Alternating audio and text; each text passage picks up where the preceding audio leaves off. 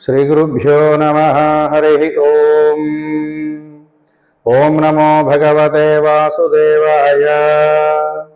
वंदे पद्मकरां प्रसन्नवदनां सौभाग्यदां भाग्यदां हस्ताभ्यामभयप्रदां मणिगणैर्नानाविधैर्भूषितां भक्ताभीष्टफलप्रदां हरिहरब्रह्मादिभिः सेवितां पार्श्वे पङ्कजशङ्खपद्मनिधिर्युक्तां सदा शक्तिभिः सरसिजनयने सरोजहस्ते धवलतरां शुकगन्धमाल्यशोभे भगवति हरिवल्लभे मनोज्ञे त्रिभुवनभूतिकरि प्रसीद मह्यम्। श्रीं श्रियै नमः। सकल సంపత్ప్రదాయిని అయినటువంటి శ్రీ మహాలక్ష్మి అమ్మవారి యొక్క పాదపద్మములకు నమస్కరిస్తూ శ్రీ వాసుదేవార్చనం యూట్యూబ్ ఛానల్ని వీక్షిస్తూ ఇందలి విశేషాలన్నీ కూడా వింటూ తెలుసుకుంటూ ఆచరిస్తూ సందేహాలుంటే వాటిని నివృత్తి చేసుకుంటూ నన్ను ప్రోత్సహిస్తూ ఉన్నటువంటి అందరికీ కూడా శ్రీ మహాలక్ష్మి అమ్మవారి యొక్క కటాక్షం పరిపూర్ణంగా కలగాలి అని ఆకాంక్షిస్తూ నమస్కరిస్తూ మహాలక్ష్మి అమ్మవారి యొక్క నివాస స్థానమైనటువంటి శ్రావణ మాసం ఈ రోజు నుండి ప్రారంభమవుతూ ఉన్నది కనుక అందరికీ కూడా శ్రావణ మాస విశేషం, అందులో ఉండేటువంటి విశేషాలు ఇట్లాంటివన్నీ కూడా తెలియచెప్పాలి అనేటువంటి ఒక చిన్న ప్రయత్నాన్ని ప్రారంభం చేస్తూ, మామూలుగా లక్ష్మీ కటాక్షము లేనిది మనం అందరం ఏమీ చేయలేనటువంటి నిస్సహాయులుగా ఉండడానికి ఆస్కారాన్ని కలిగిస్తుంది. ఈ విషయం మనందరికీ తెలిసిందే. అయితే లక్ష్మీ అమ్మవారు నివాసం ఉండాలి అంటే, లక్ష్మీ అమ్మవారి యొక్క కటాక్షం మనందరికీ కలగాలి అంటే పూజలు చేస్తేనో, అలాగే హోమాలు మొదలైనటువంటివి నిర్వహిస్తేనో మాత్రమే కలుగదండి. దానికంటూ కొన్ని నియమాలు, కొన్ని పద్ధతులు, జీవన విధానంలో మనం చేసుకోవాల్సినటువంటి మార్పులు కొన్ని ఉన్నాయి. అటువంటి వాటిల్లో ముఖ్యంగా అసలు లక్ష్మీదేవి నివాసం ఉండేటువంటి స్థానములేమిటి, ఆవిడ ఏ ఏ స్థానాలలో నివాసం ఉంటుంది, అలాగే లక్ష్మీ అమ్మవారి యొక్క అనుగ్రహం మనకి కలగాలి అంటే మనం ఎలా ఉండాలి, ఎవరెవరి దగ్గర లక్ష్మీదేవి నివాసం ఉండదు అనేటువంటి విశేషాలన్నీ కూడా ఈ రోజున మీ అందరికీ తెలియజేస్తూ, రేపటి నుంచి లక్ష్మీ అమ్మవారి యొక్క వైభవాన్ని గురించి శ్రీ సూక్తం ఏం చెబుతోంది, అందులో ఉన్నటువంటి విశేషాలు ఏమిటి, వేదోక్తమైనటువంటి లక్ష్మీ స్వరూపం ఏ విధంగా ఉంటుంది, ఇలాంటి విశేషాలతో పాటు ఈ శ్రావణ మాసంలో మనం ఏ రోజున ఏ ఏ విశేషాలు, ఏ ఏ వ్రతాలు ఆచరించాలి, వాటి యొక్క విశేషాలు ఏమిటి అనే విషయాల గురించి తెలుసుకుందాం. ముందుగా లక్ష్మీదేవి యొక్క నివాస స్థానములు ఏమిటి అంటే, మనమందరం కూడా ఒక చోట నివాసం ఉంటున్నాం అనుకుందాం. మనమందరం ఎలాంటి ప్రదేశాలలో నివసించాలని అనుకుంటాము, మనకి అనుకూలంగా ఉన్నటువంటి, మనస్సుకి నచ్చినటువంటి ప్రదేశంలో నివసించాలి అని అనుకుంటాం. అట్లాగే లక్ష్మీదేవి కూడా తనకు అనుకూలంగా ఉన్నటువంటి ప్రదేశము, తనకు నచ్చినటువంటి ప్రదేశంలో నివసించాలి అని భావించడం తప్పు కాదు కదా. అయితే అలాంటి లక్ష్మీదేవి స్వతసిద్ధంగా తాను వీటిలో నివాసం ఉంటాను అని చెప్పింది.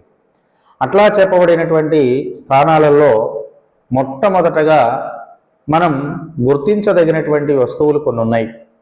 అవి మన ఇళ్లలోనే, మన ఎదురుగానే, మన కళ్ళ ముందే కనిపిస్తూ ఉంటాయి.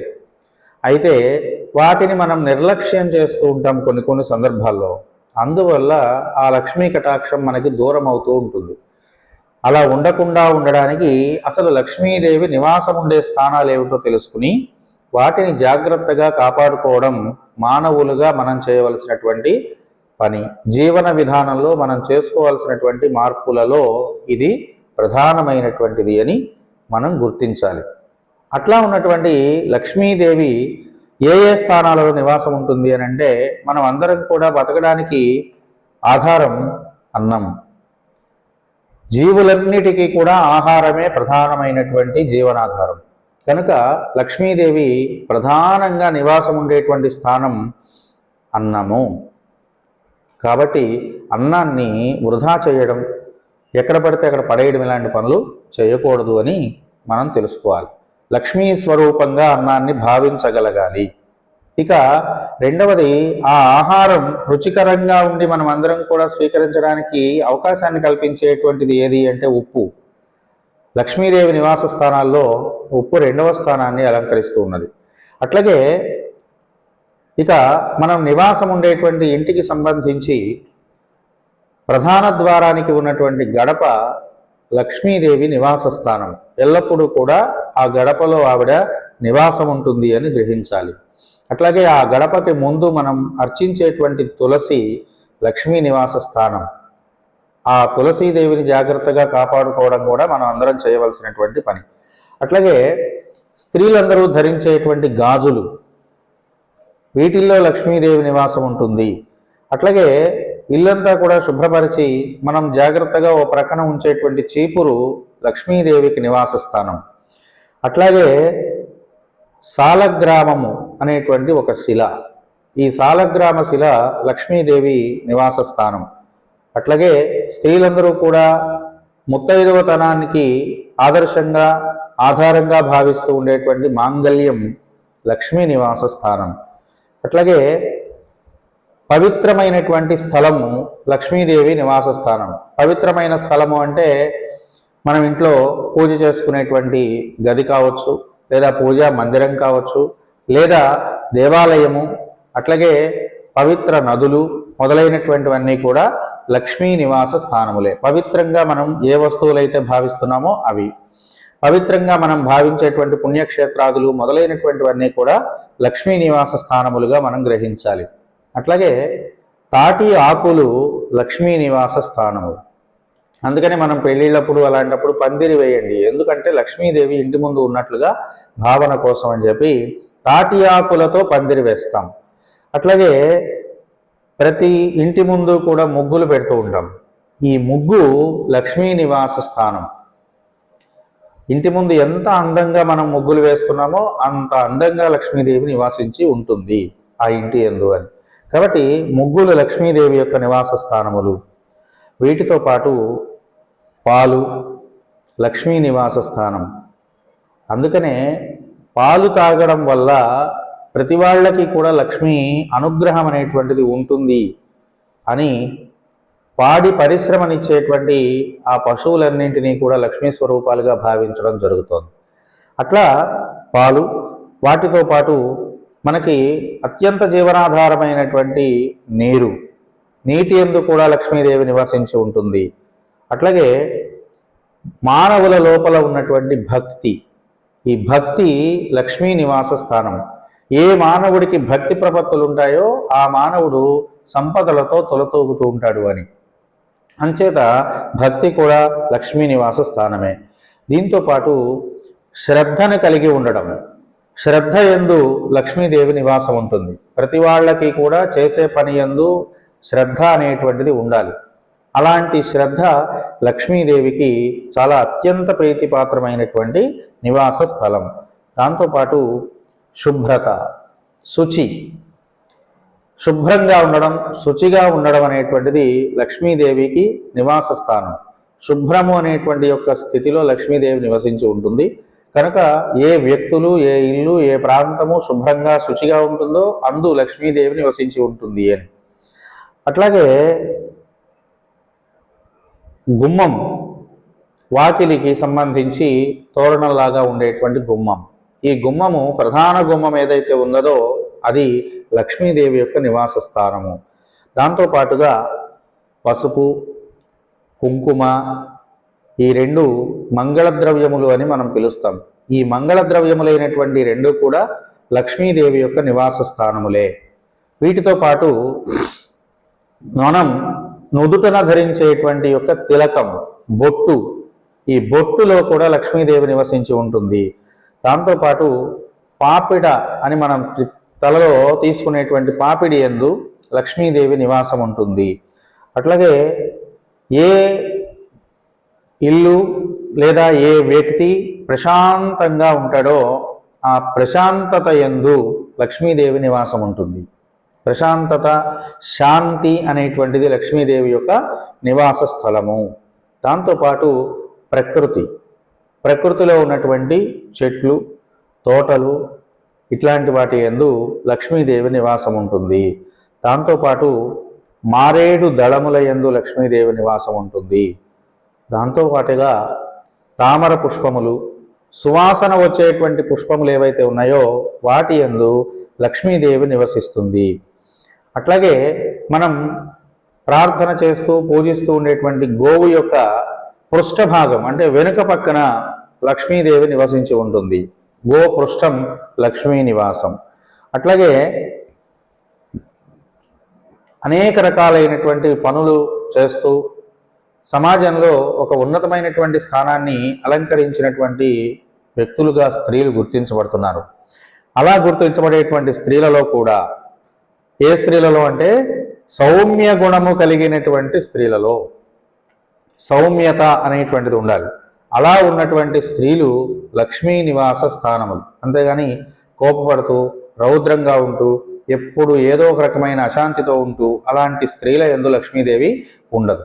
ప్రశాంతంగా సౌమ్య గుణముతో ఉన్నటువంటి స్త్రీలు ఎవరైతే ఉన్నారో వాళ్ళ యందు లక్ష్మీదేవి నివాసం ఉంటుంది. అట్లాగే పిల్లల యొక్క బోసి నవ్వులలో ఎటువంటి కల్మషము లేనటువంటి నవ్వులవి. అలాంటి పిల్లల బోసి నవ్వులలో లక్ష్మీదేవి నివసించి ఉంటుంది.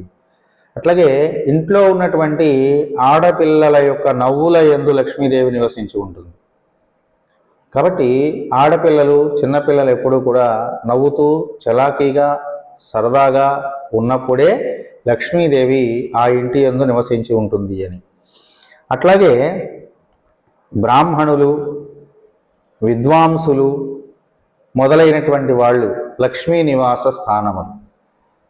బ్రాహ్మణులు పరమాత్మ యొక్క ఆరాధన సమర్పిస్తూ ప్రజాక్షేమాన్ని కోరుకుంటూ ఉండేటువంటి వ్యక్తులు కనుక వాళ్ళ యందు లక్ష్మీదేవి నివసించి ఉంటుంది. అట్లాగే విద్వాంసులు అందరూ కూడా సమాజానికి విద్యను నేర్పి సరి అయినటువంటి పద్ధతిలో సమాజాన్ని నడిపిస్తున్నారు కనుక వాళ్ళ యందు లక్ష్మీదేవి నివాసం ఉంటుంది. అట్లాగే పెద్దలను గౌరవించేవాళ్ళు, అట్లాగే పండితులు మొదలైనటువంటి వాళ్లకు గౌరవించబడేటువంటి స్థానములు లేదా సన్మానములు మొదలైనవి చేసేటువంటి స్థానాలలో లక్ష్మీదేవి నివాసం ఉంటుంది. అట్లాగే వేద ఘోష, ఎక్కడైతే వేదం చదువుతూ ఉంటారో, మంత్రభాగములు ఎక్కడైతే వినపడుతూ ఉంటాయో అలాంటి ప్రదేశంలో లక్ష్మీదేవి నివాసం ఉంటుంది. సత్వగుణ సంపన్నత కలిగినటువంటి వ్యక్తులలో సత్వగుణములందు లక్ష్మీదేవి ఉంటుంది. కనుక సత్వగుణాన్ని కలిగి ఉండడం లక్ష్మీదేవి యొక్క లక్షణం. కనుక సత్వగుణ సంపన్నుల యందు లక్ష్మీదేవి ఉంటుంది. అట్లాగే క్రమశిక్షణలో లక్ష్మీ నివాసం ఉంటుంది. క్రమశిక్షణ అంటే ఏది పద్ధతో దానిని పాటించడం క్రమశిక్షణ. దాని యందు లక్ష్మీదేవి నివాసం ఉంటుంది. అట్లాగే ఇంకొక విషయం ప్రధానంగా మనం లక్ష్మీదేవి నివసించడంలో తెలుసుకోవాల్సిన విషయం ఏమిటంటే సమయపాలన యందు లక్ష్మీదేవి ఉంటుందట. కాబట్టి ఏ పనినైనా ఏ సమయానికి చేయాలో ఆ సమయానికి దాన్ని నిర్వర్తించడం లక్ష్మీప్రదమైనటువంటి కార్యంగా ఆ కార్యాన్ని తీర్చిదిద్దుతుంది. కనుక లక్ష్మీదేవి యొక్క నివాస స్థానాలలో సమయపాలనం చాలా ప్రధానమైంది. అట్లాగే దైవము, దాని యందు శ్రద్ధ, దైవ సంబంధమైనటువంటి కార్యక్రమాలలో భక్తి తాత్పర్యము కలిగి ఉన్నటువంటి దైవ భక్తులు ఎక్కడైతే ఉంటున్నారో వాళ్ళ యందు లక్ష్మీదేవి నివాసం ఉంటుంది. కనుక దేవాలయానికి వెళ్ళే వాళ్ళని చూసినా, వెళ్ళేటువంటి వాళ్ళని ప్రోత్సహించినా, దేవాలయానికి వెళ్ళి వస్తున్నటువంటి వాళ్ళను చూస్తే చాలు ఆ ఫలితం వస్తుంది అని మనకు లోకంలో కూడా ఒక ఆనవాయితీ ఉంది. మనం వెళ్ళినా వెళ్ళకపోయినా కాశీ వెళ్ళి వచ్చిన వాళ్ళని చూస్తే ఆ పుణ్యం మనకు వస్తుందని చెప్పట్లా. అట్లా ఎందుకని అంటే దైవభక్తిని కలిగి ఉన్నటువంటి వాళ్ళు కనుక వాళ్ళని దర్శించడం చేత లక్ష్మీ కటాక్షం మనందరికీ లభిస్తుంది. కనుక దైవభక్తుల యందు లక్ష్మీదేవి ఉన్నది. అట్లాగే సత్యవంతుల యందు, సత్యవంతులు అంటే ఎల్లప్పుడూ కూడా నిజాన్ని మాట్లాడేటువంటి వాళ్ళు. ఎల్లప్పుడూ అంటే ప్రమాదం వచ్చేటప్పుడు కూడా అని కాదండి. మామూలుగా సత్యము వ్రతముగా ఆచరించగలిగినటువంటి వాళ్ళు ఎవరైతే ఉన్నారో వాళ్ళ యందు లక్ష్మీదేవి నివసిస్తుంది.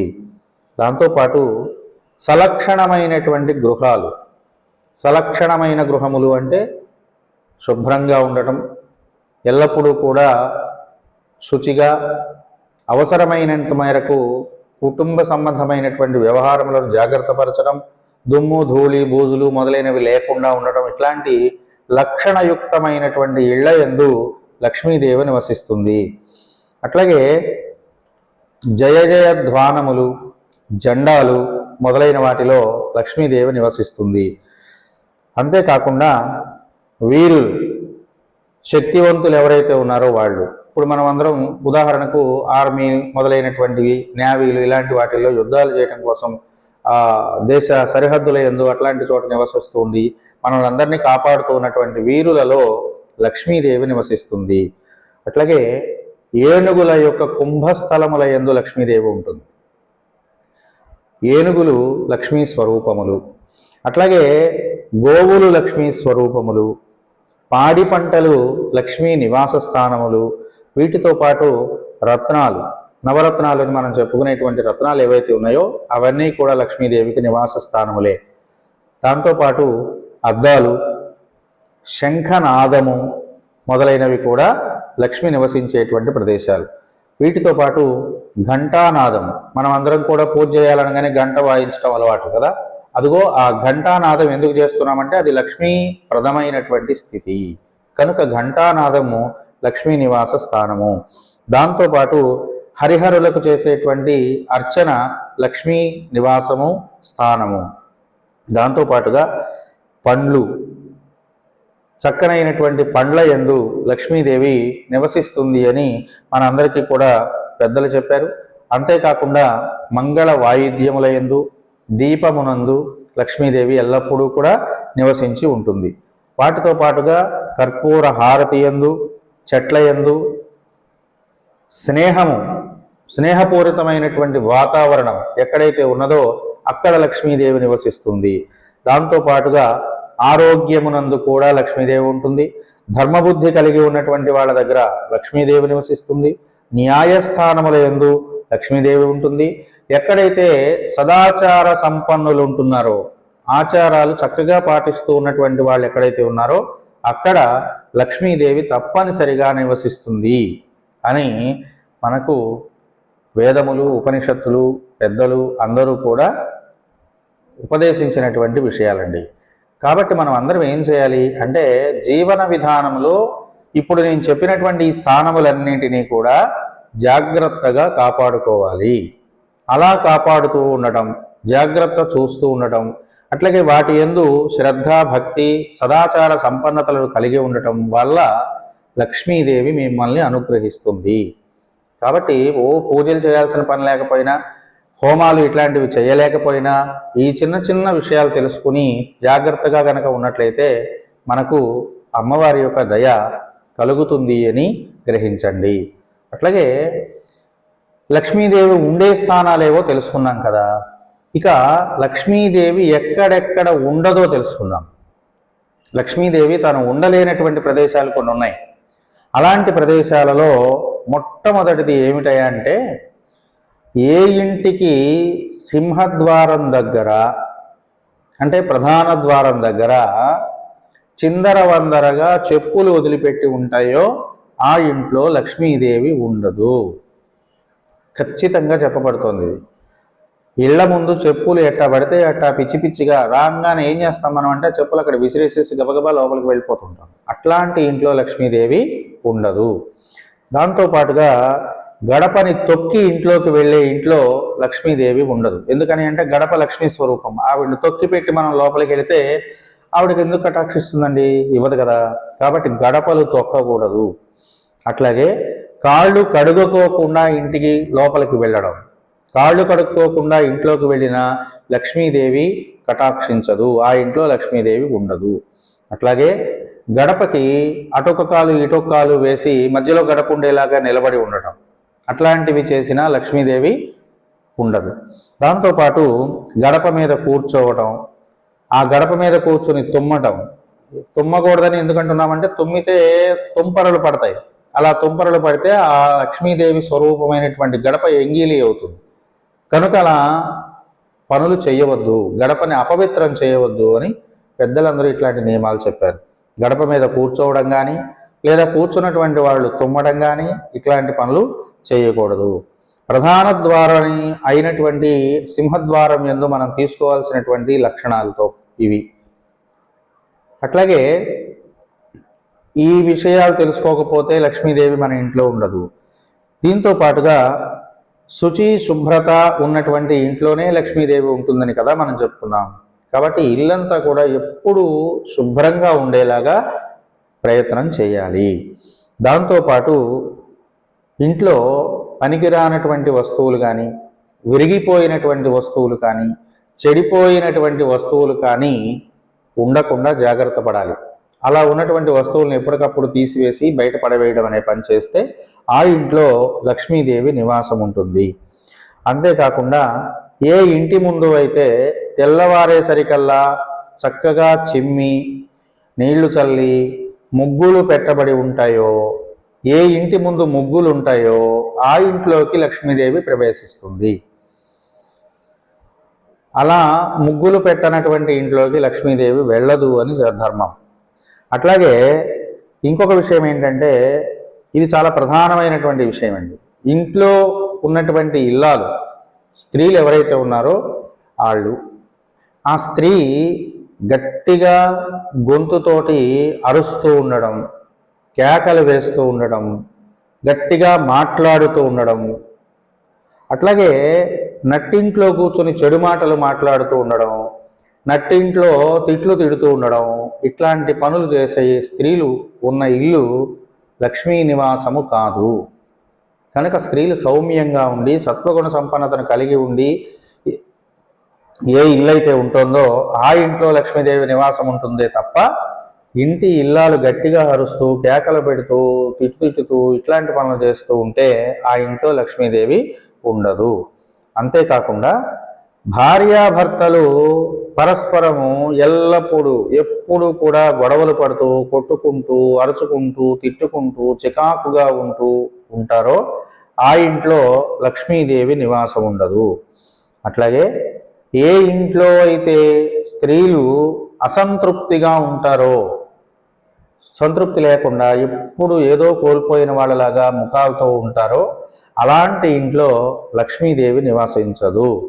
అంతేకాకుండా అబద్ధాలు చెప్పేటువంటి వాళ్ళు సంధ్యా సమయాలలో, అంటే పొద్దున్నే సాయంత్రం, వీటిల్ని మనం ఏమంటామంటే ఉభయ సంధ్యలు అని పిలవడం. అట్లాగే పొద్దుపోయే వేళ, పొద్దు వచ్చే వేళ, ఈ సమయాల్లో అన్నం తినడం కానీ నిద్రపోవడం కానీ ఇట్లాంటి పనులు చేసే ఇంట్లో లక్ష్మీదేవి నివాసం ఉండదు. అట్లాగే బద్ధకస్తులు ఏ ఇంట్లో ఉంటారో ఆ ఇంట్లో కూడా లక్ష్మీదేవి ఉండదు. బద్ధకము అలక్ష్మికి నిదర్శనం. కనుక బద్ధకస్తులు ఉండే ఇంట్లో లక్ష్మీదేవి నివసించదు. అట్లాగే ఏ ఇంట్లో అయితే పొద్దున్నేను సాయంత్రము దీపారాధన స్త్రీలు చెయ్యరో ఆ ఇంట్లో కూడా లక్ష్మీదేవి ఉండదట. కాబట్టి ప్రతి ఇంట్లోనూ ఉదయము సాయంత్రము దీపారాధన చేయటం అనే పని తప్పనిసరిగా చెయ్యాలి. అలా చేయకుండా ఉన్న ఇంట్లో లక్ష్మీదేవి నివసించదు.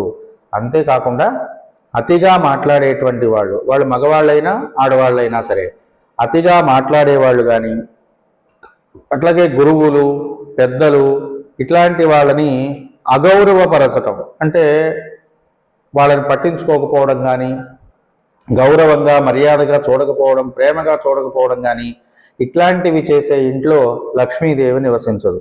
అట్లాగే ఇది కూడా చాలా ప్రధానమైన విషయం అండి. ఇంకొకటి, ఎక్కువగా నిద్రపోయేవాళ్ళు ఏ ఇంట్లో ఉంటారో ఆ ఇంట్లో లక్ష్మీదేవి ఉండదు. కనుక అతి నిద్రాలోలులు ఏ ఇంట్లో ఉంటున్నారో ఆ ఇల్లు అలక్ష్మీ నివాసమే కానీ లక్ష్మీ నివాసము కాదు. అట్లాగే అపరిశుభ్రంగా ఉండే మనుషులు కానీ, అపరిశుభ్రంగా ఉండే ప్రదేశాలు కానీ ఏ ఇంట్లో ఉంటున్నాయో ఆ ఇంట్లో లక్ష్మీదేవి ఉండదు. అట్లాగే ఇంకొక చిన్న ప్రధానమైన విషయం ఏంటంటే, డబ్బులు శుక్రవారం పూట వదిలిపెట్టడం, ఎవరికైనా ఇవ్వడం, ఇట్లాంటి పనులు చేసే వాళ్ళ ఇంట్లో లక్ష్మీదేవి ఉండదు. అలాగే చిల్లర డబ్బులు కానివ్వండి, డబ్బులు కానివ్వండి, అలాగే పువ్వులు కానివ్వండి, వాటితో పాటు అన్నము, వీటిని వృధాగా ఖర్చు పెట్టడము లేదా పారవేయడము, ఇట్లాంటి పనులు చేసే వాళ్ళ ఇళ్లలో లక్ష్మీదేవి నివసించదు. ఇవన్నీ కూడా అలక్ష్మికి ఆవాస స్థానములు. కాబట్టి అందరూ ఇలాంటివి తెలుసుకోండి. ఈ పనులు కనుక మనం చేయకుండా జాగ్రత్తగా ఎప్పుడు కూడా గడపకి చక్కగా ఇంటి ముందు వాకిలి చిమ్మి నీళ్లు చల్లి ముగ్గులు పెట్టుకోవడం, ప్రధాన ద్వారానికి ఉన్నటువంటి గడపకు పసుపు రాసి బొట్లు పెట్టుకోవడం, అట్లాగే తోరణాలు కట్టుకోవడం, ఇల్లంతా కూడా పనికిరానటువంటి వస్తువులన్నీ లేకుండా శుభ్రంగా ఉంచుకోవడం, స్త్రీలు చాలా సౌమ్యంగా ఉండేలాగా చూసుకోవడం, అట్లాగే ఇంట్లో దీపారాధన చేసుకోవడం, ఎల్లప్పుడూ కూడా సువాసనలు వచ్చేలా ఉంచుకోవడం, ఇంటి ముందు ఇంటి చుట్టూతా ఉన్నటువంటి పుష్పములు మొదలైనటువంటి వాటిని పెంచుకుంటూ సువాసనాభరితమైనటువంటి ఆ తోటలు మొదలైన వాటికి ఉంటూ ఉండడం, ఆ పువ్వులను జాగ్రత్తగా కాపాడుకోవడం, ఇంట్లో ఉన్నటువంటి ధనాన్ని జాగ్రత్తగా ఖర్చు పెట్టుకుంటూ ఉండడం, అన్నము మొదలైనటువంటి ద్రవ్యాలని వృధాగా పడవేయకుండా జాగ్రత్త వహించడం, అట్లాగే ఉభయ సంధ్యల యందు అంటే పొద్దున్నే సాయంత్రము సంధ్య సూర్యుడు వచ్చేటప్పుడు వెళ్ళేటప్పుడు నిద్రపోతూ ఉండడం, ఏది పడితే అది తింటూ ఉండడం, ఇట్లాంటి పనులు చేయవద్దు. పెద్దవాళ్ళని గౌరవించడం అనే పని చేయండి, అగౌరవంగా చూడవద్దు. ఇట్లాంటివి చేస్తూ ఉండడం వల్లే మనకి అలక్ష్మి ఉంటుంది. మనం అందరం అనుకుంటామండి, ఎన్నో రకాల పూజలు చేస్తున్నామండి, ఎన్నో చేస్తున్నాం, అయినా మాకు కలిసి రావడం లేదు, లక్ష్మీదేవి నివాసం ఉండడం లేదు అని బాధపడేటువంటి వాళ్ళందరూ తెలుసుకోవాల్సిన విషయాలు ఇవి. తప్పనిసరిగా తెలుసుకోండి. అందులోనూ లక్ష్మీప్రదమైనటువంటి శ్రావణ మాసం నుండి ఆచరణలో పెట్టండి ఇలాంటి విషయాలన్నీ కూడా. ఇక్కడ నుంచి అలవాటు పడండి. ఈ నెల రోజులు ఇలా ఉందామని ఒక నియమం పెట్టుకోండి. ఈ శ్రావణ మాసం నెల రోజులు తప్పనిసరిగా నేను ఈ నియమాలు పాటించాలి అని అనుకోండి. ఏ వ్యక్తులైనా సరే నెల రోజుల పాటు ఇలా ఒక పనిని ప్రారంభం చేసి దీక్షగా చేస్తారో వాళ్ళు దానికి అలవాటు పడిపోతారు. కాబట్టి మీ జీవితమంతా ఇలాంటి మంచి లక్షణాలు అలవర్చుకోవడానికి ఈ నెలను ఆధారం చేసుకోండి. ఇప్పటి నుంచి ప్రారంభం చేసి అట్లా శుచిగా ఇప్పుడు చెప్పబడినటువంటి అన్ని రకాల లక్షణాలను పాటించడానికి ప్రయత్నం చేయండి. ఇవేం పెద్ద పెద్ద విషయాలు కాదు, పాటించలేనివి కాదు, చాలా సామాన్య జనులు కూడా పాటించదగినటువంటివే. కనుక అలా పాటించి లక్ష్మీదేవి యొక్క కటాక్షానికి పాత్రలు కావాల్సిందిగా అందరికీ కూడా లక్ష్మీదేవి అందించినటువంటి శ్రీ సూక్తములుగా ఈ 4 మాటలు మీ ముందుంచుతూ, వీటితో పాటు చేయవలసినటువంటి వ్రతాలు, పూజాది కార్యక్రమాలు, ఇట్లాంటివన్నీ ఏమేం చేయాలి, ఏ రోజున ఏ వ్రతాన్ని ఆచరించాలి, ఇట్లాంటి విషయాలన్నీ కూడా ఇక రాబోయేటువంటి వీడియోల్లో మీ ముందు ఉంచుతాను. అప్పటి వరకు ప్రతి వాళ్ళు ఈ రోజు నుండే ప్రారంభం చేయండి. చక్కగా శుచిగా ఉండడానికి, ఇంటిని శుభ్రంగా ఉంచడానికి, స్త్రీలందరినీ సౌమ్యంగా ఉంచడానికి, వాళ్ళు సంతోషంగా ఉండేలా ప్రయత్నించడానికి, ఇట్లాంటివన్నీ కూడా ప్రయత్నం చేస్తూ అందరూ లక్ష్మీదేవి యొక్క కటాక్షానికి పాత్రులై మీ నివాసములను లక్ష్మీ నివాసములుగా మార్చుకుందుకు మీ వంతు మానవ ప్రయత్నాన్ని విడవకుండా చేస్తారని ఆకాంక్షిస్తూ, చేయవలసిందిగా లక్ష్మీ అమ్మవారి యొక్క మాటలుగా మీకు తెలియజెబుతూ ఈ విషయాన్ని ఇంతటితో ముగిస్తున్నాను. స్వస్తి సర్వేషాం సమస్త సన్మంగళాని భవంతు. స్వస్తి.